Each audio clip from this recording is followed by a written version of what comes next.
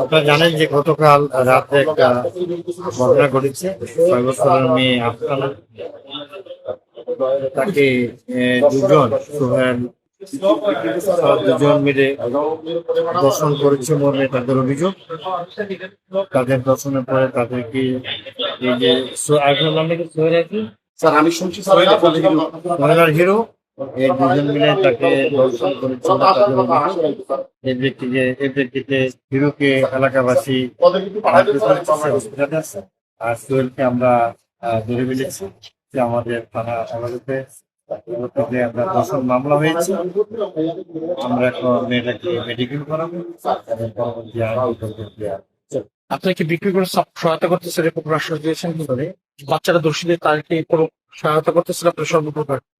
তাকে জি সহায়তা করছে কি? জি জি জি হ্যাঁ, তাকে যেহেতু মেয়ে 6 বছরের শিশু, তাকে কোনো সহায়তা করবে।